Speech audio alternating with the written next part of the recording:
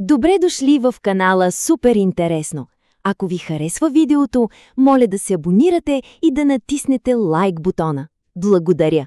А сега нека си зададем един въпрос. Ако всичко, което си мислим, че знаем за човешката история, е грешно?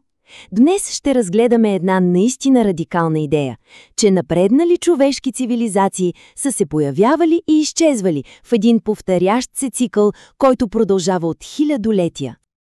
Ето как ще протече нашето разследване. Първо, ще се потопим в същността на тази теория за забравения цикъл. След това ще се превърнем в детективи и ще търсим скрити следи в древните митове и дори в движението на звездите.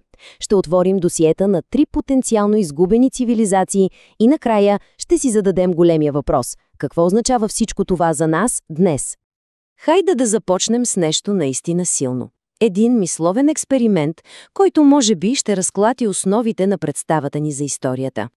Нека си представим, че утре една огромна комета удари Земята. Пълен апокалипсис.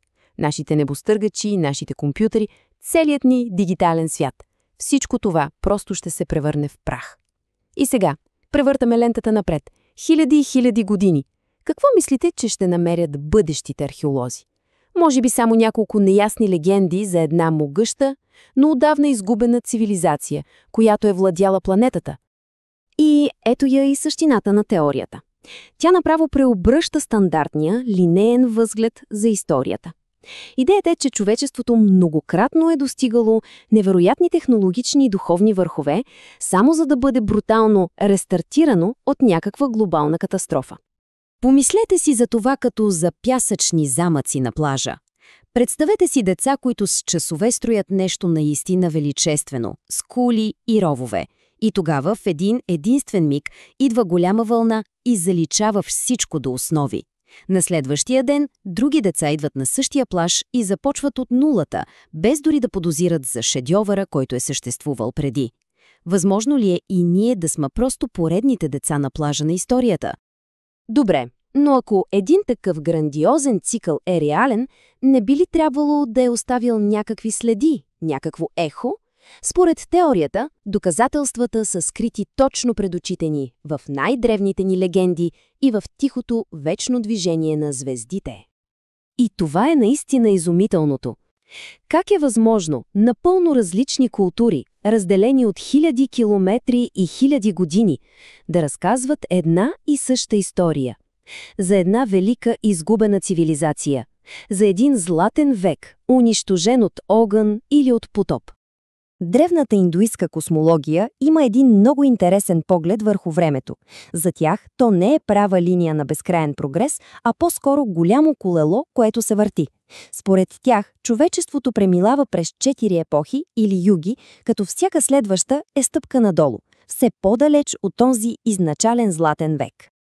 И сега стигаме до това число – 26 000 години. То не е просто някакво произволно число, съвсем не.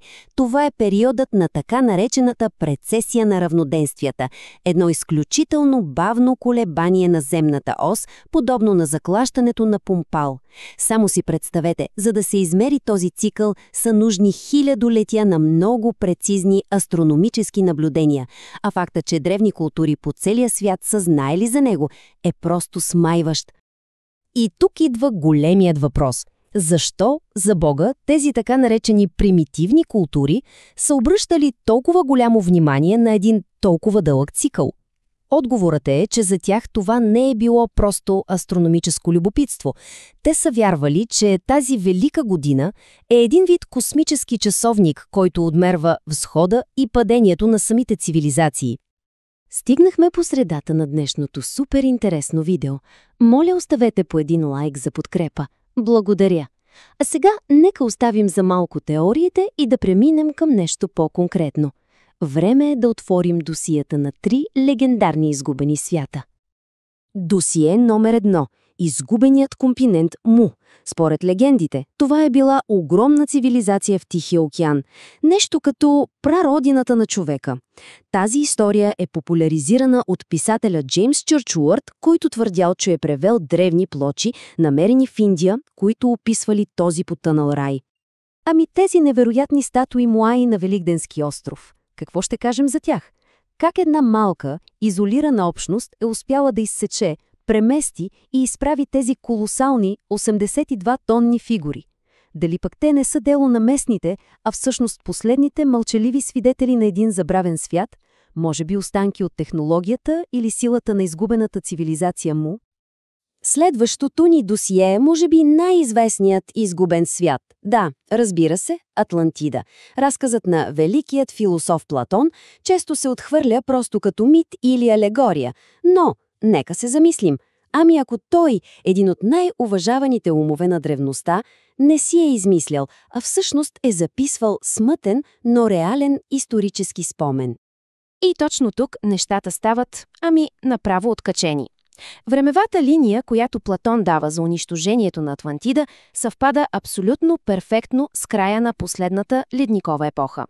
Това е период, известен на геолозите като младши дряс, белязан от катастрофални глобални наводнения и рязко покачване на морското равнище с над 100 метра.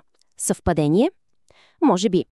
И последното ни досие е може би най-мистериозното и, честно казано, най-странното от всички – изчезналата империя Тартария.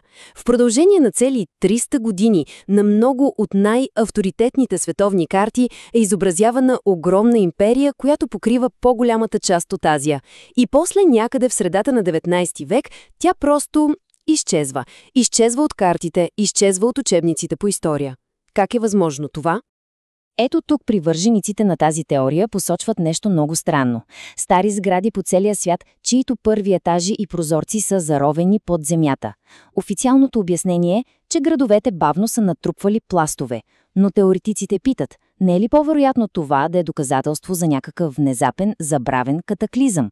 Например, огромен кален потоп, който буквално е погребал и заличил следите от предишния свят. И така. След всички тези митове, звезди и изгубени светове, стигаме до най-важния и може би малко плащещ въпрос. Какво общо има всичко това с нас тук и сега? Една древна мъдрост казва, че няма нищо ново под слънцето. Обикновено разбираме това като коментар за човешкото поведение, но ако има и друго, много по-дълбоко и смразяващо значение – ако се отнася не просто за хората, а за цялата траектория на цивилизацията? Това описание на последната епоха, Кали-юга, епохата на тъмнината, е писано преди 1000 години. Но само чуйте – алчност, корупция, постоянни конфликти, технология без мъдрост. Не звучи ли притеснително познато? Почти като резюме на вечерните новини.